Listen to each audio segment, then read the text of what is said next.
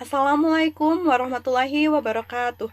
Kami dari kelompok 2 akan mempresentasikan tugas mata kuliah Kimia Analitik Kualitatif, yaitu mengenai kromatografi. Sebelumnya, saya akan memperkenalkan diri saya beserta rekan-rekan saya. Perkenalkan, nama saya Siti Herawati dari program studi D4 Teknologi Laboratorium Medik dengan NPM 5120010.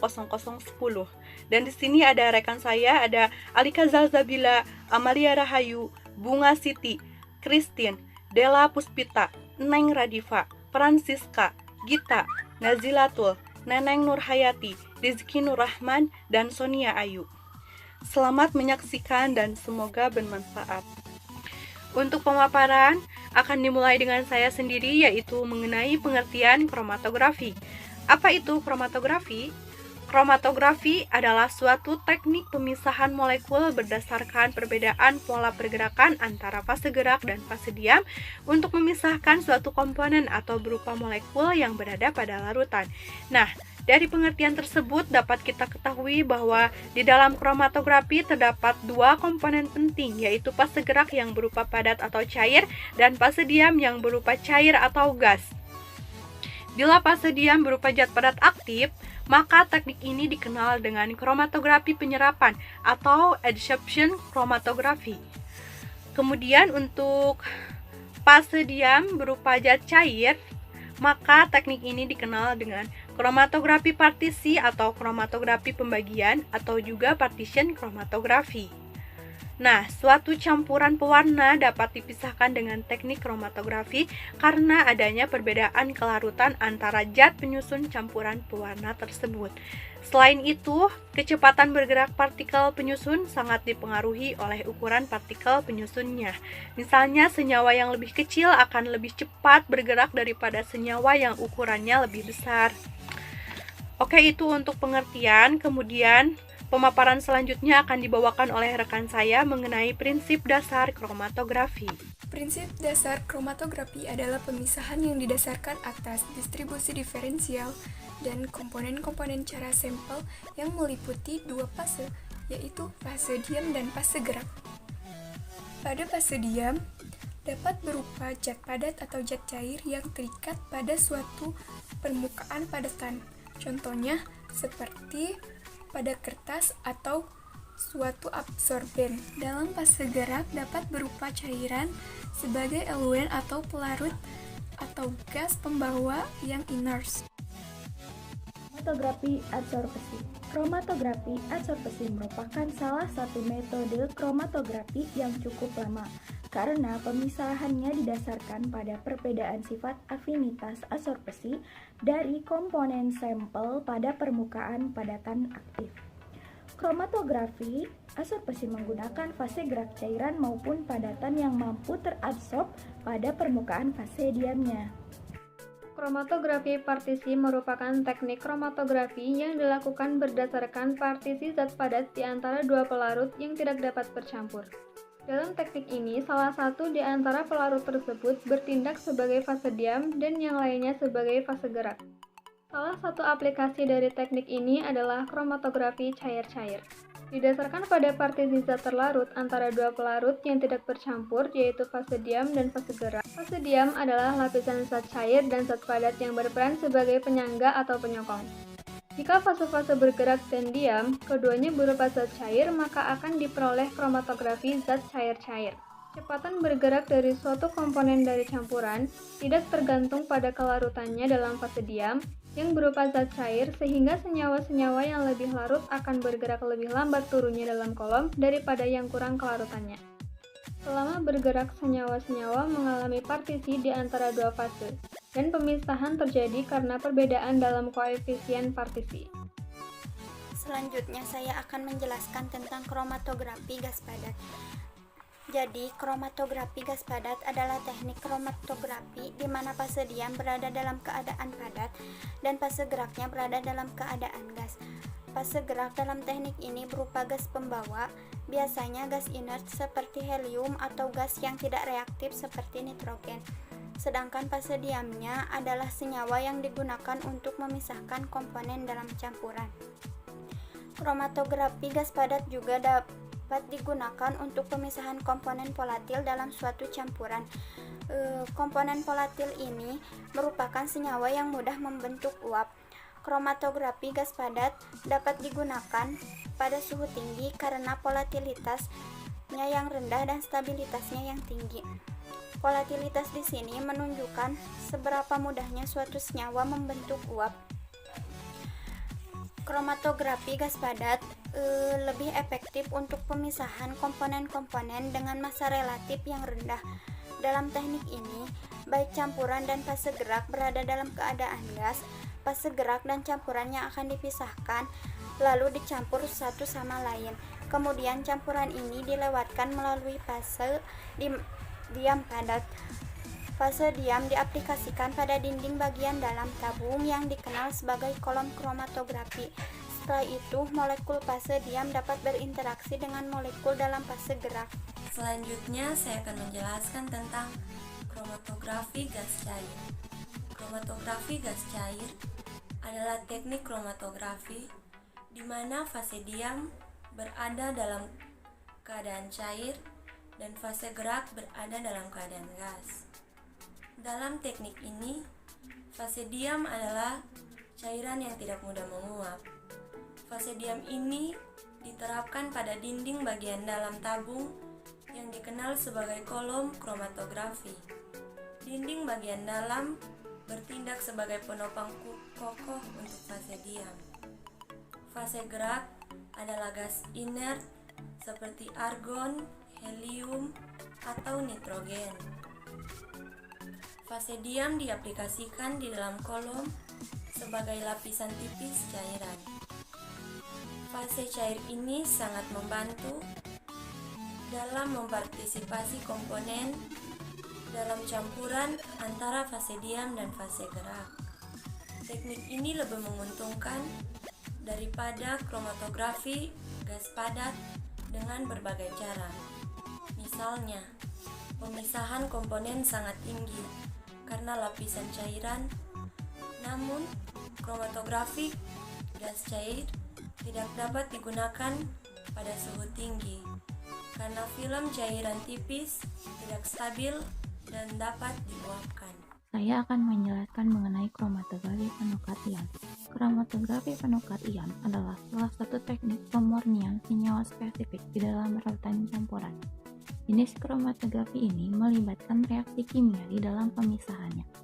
Prinsip utama dalam metode ini didasarkan pada interaksi muatan positif dan negatif antara molekul spesifik dengan matriks yang berada di dalam kolom kromatografi. Metode ini pertama kali dikembangkan oleh ilmuwan yang bernama Thomson pada tahun 1850. Kromatografi penukar ion dapat memastikan ion-ion atau logam kualitatif dan kuantitatif dari sampel. Campuran anion dan kation di dalam suatu sampel dapat diketahui dalam jumlah ion tersebut dapat ditentukan dalam waktu yang relatif singkat. Ion di dalam sampel dengan kepekatan yang sangat rendah masih bisa diukur dengan kromatografi ion. Hal ini dikarenakan teknik ini dapat menentukan tekanan ion logam pada level PPT. Secara umum, terdapat dua jenis kromatografi penukaran ion, yaitu yang pertama adalah kromatografi penukaran kation, yang kedua adalah kromatografi penukaran anion. Kromatografi penukaran kation terjadi bila molekul spesifik yang diinginkan bermuatan positif dan kolom kromatografi yang digunakan bermuatan negatif. Sedangkan kromatografi penukaran anion terjadi bila molekul spesifik yang diinginkan bermuatan negatif dan kolom kromatografi yang digunakan bermuatan positif. Aplikasi dari kromatografi penukar ion biasanya berupa pemisahan ion-ion renik dalam sampel. Misalnya, untuk tujuan pemurnian air minum. Karena resin fase diam mempunyai kapasitas, maka pemisahan tidak dapat dilakukan terus-menerus. Karena permukaan dari siklus penukaran ion akan habis dalam bidang penelitian kimia dan biokimia, kromatografi penukaran ion sering dilakukan untuk pemisahan asam amino atau enzim. Komponen dasar kromatografi penukar ion. Yang pertama ada elemen yang berfungsi sebagai fase gerak yang akan membawa sampel masuk ke dalam kolom pemisah. Yang kedua, ada pompa yang berfungsi untuk mendorong eluen. Yang ketiga, ada injektor berfungsi sebagai tempat masuknya sampel. Yang keempat, ada kolom pemisah ion yang berfungsi untuk memisahkan ion-ion yang ada dalam sampel. Yang kelima, detektor yang berfungsi untuk membaca ion yang lewat ke dalam detektor.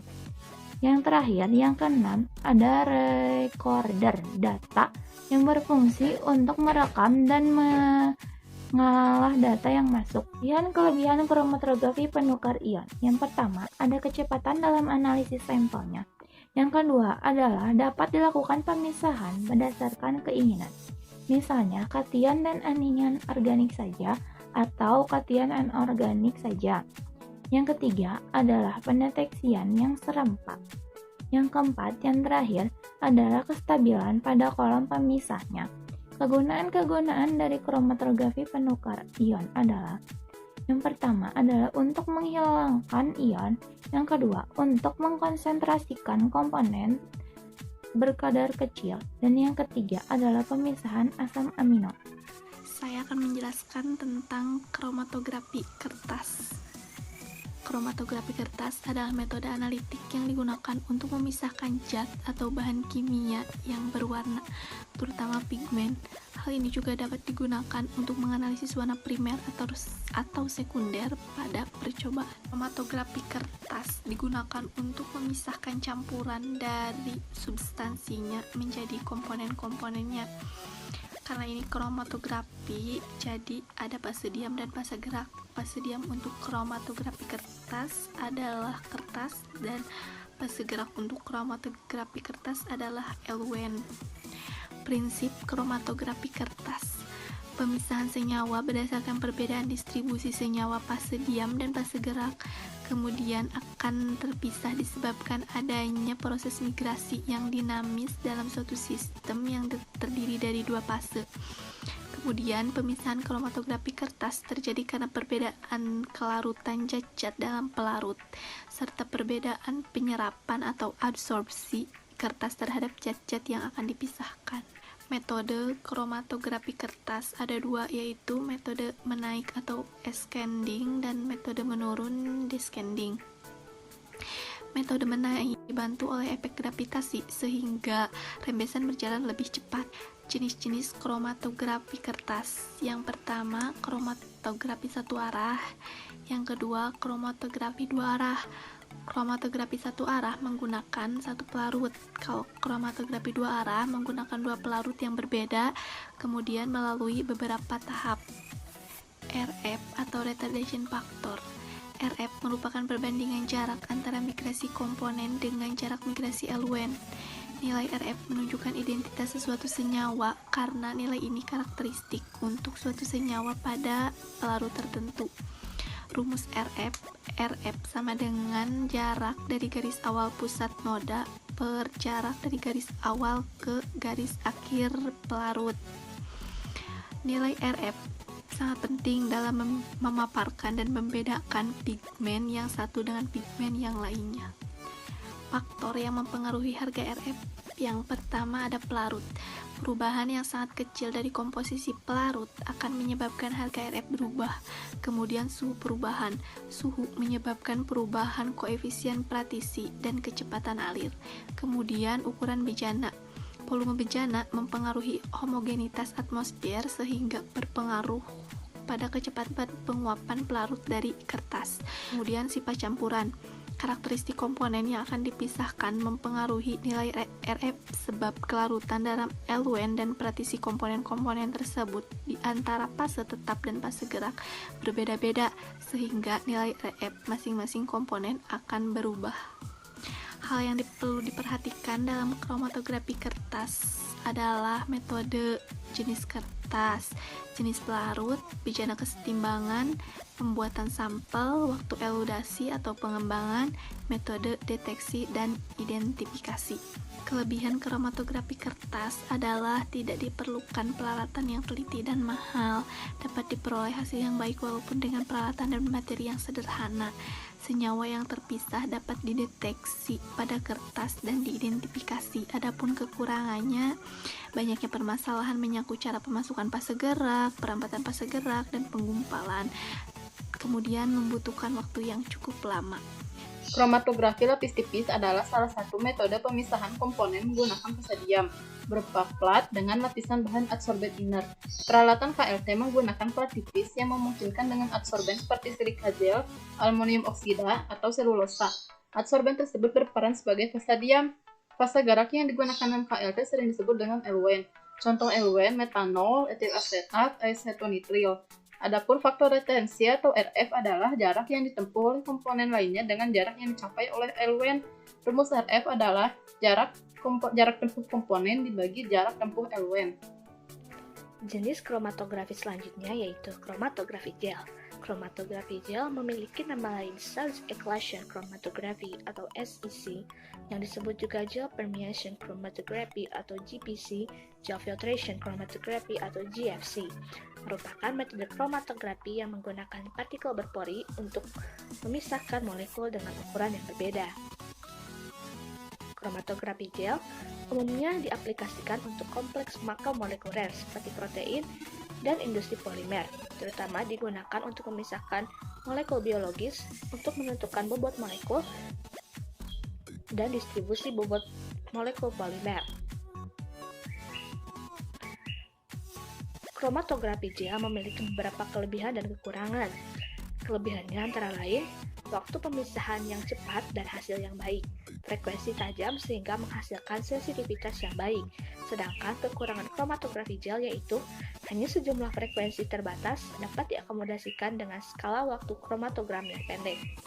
Pengertian kromatografi elektroforesis. Kromatografi elektroforesis adalah teknik yang digunakan untuk memisahkan dan memurnikan suatu makromolekul, khususnya protein dan asam nukleat berdasarkan perbedaan ukuran.